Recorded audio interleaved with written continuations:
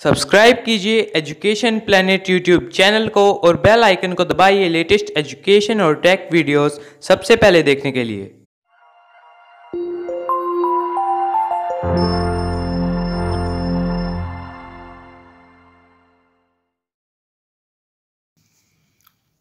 प्रिय विद्यार्थियों, कक्षा 6 भूगोल विषय में पार्ट 2 ग्लोब, अक्षांश एवं देशांतर, इस पाठ के प्रश्नोत्तर जो पाठ्य पुस्तक के प्रश्नोत्तर हैं उनको हम कर रहे हैं।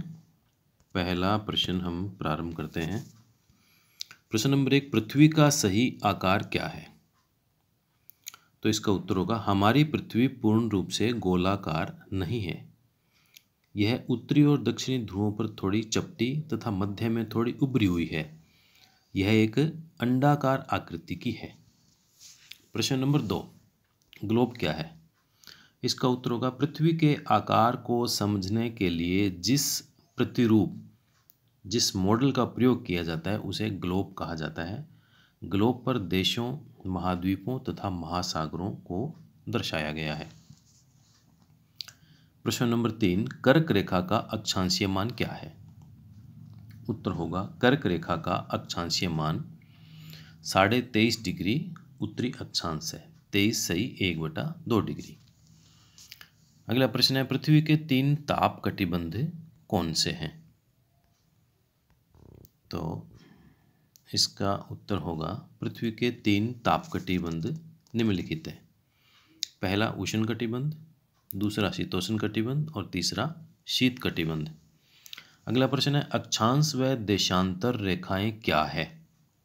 उत्तर होगा अक्षांश रेखाएं वे काल्पनिक रेखाएं जो विषुवत वृत्त से ध्रुवों तक स्थित सभी समानांतर रेखाओं को अक्षांश रेखाएं कहा जाता है।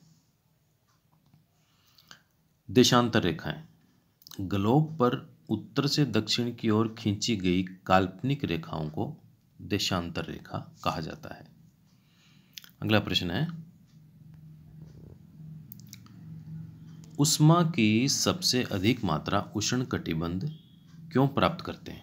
इसका उत्तर होगा कर्क रेखा से मकर रेखा के बीच के सभी अक्षांशों पर सूर्य वर्ष में एक बार दोपहर में सिर के ठीक ऊपर होता है, इसलिए इस क्षेत्र में सबसे अधिक ऊष्मा प्राप्त होती है। अगला प्रश्न, जब भारत में शाम के 5:30 बजते हैं तब लंदन में दोपहर के 12 क्यों बजते हैं?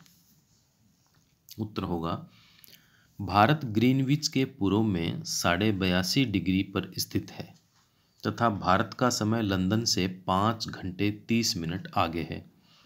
क्योंकि देशांतर के प्रत्येक अंश में 4 मिनट का अंतर है, इसलिए जब लंदन में दोपहर के 12 बजते हैं तो भारत में शाम के 5:30 बजते हैं। ऑब्जेक्टिव टाइप प्रश्नों में हम शुरू करते हैं।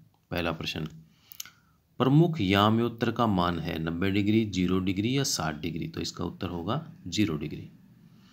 अगला है, शीत कटिबंध किसके नज़दीक पाया जाता है? ध्रुवों, विषुवत या कर्क रेखा? तो इसका सही उत्तर होगा ध्रुवों। देशांतरों की कुल संख्या है 360, 180 या 90? सही उत्तर है 360। अगला प्रश्न है, उत्तरी ध्रुव वृत्त स्थित है उत्तरी गोलार्ध में, दक्षिणी गोलार्ध में या पूर्वी गोलार्ध में? उत्तर होगा सही उत्तरी गोलार्ध में।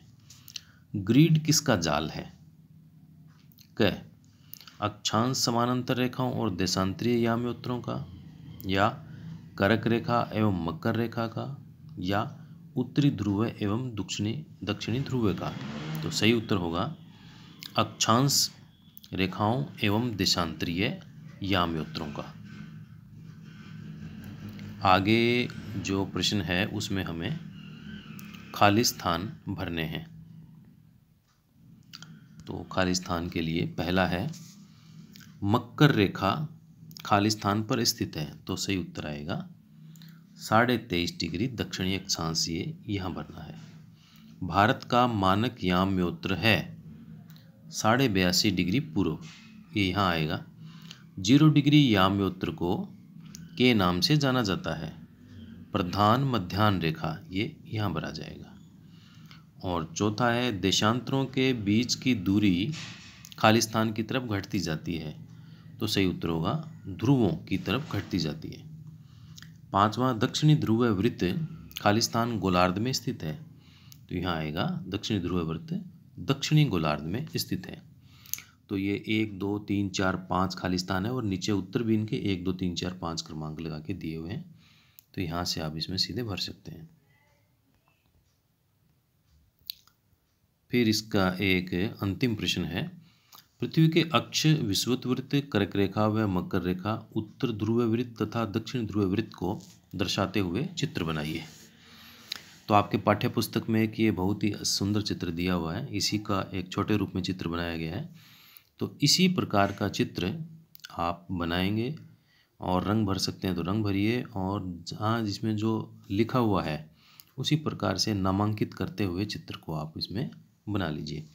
तो ये पाठ 2 के प्रश्न उत्तर आपके समाप्त हुए हैं। अगले वीडियो में हम पाठ 3 और पाठ 4 के प्रश्न उत्तर करेंगे।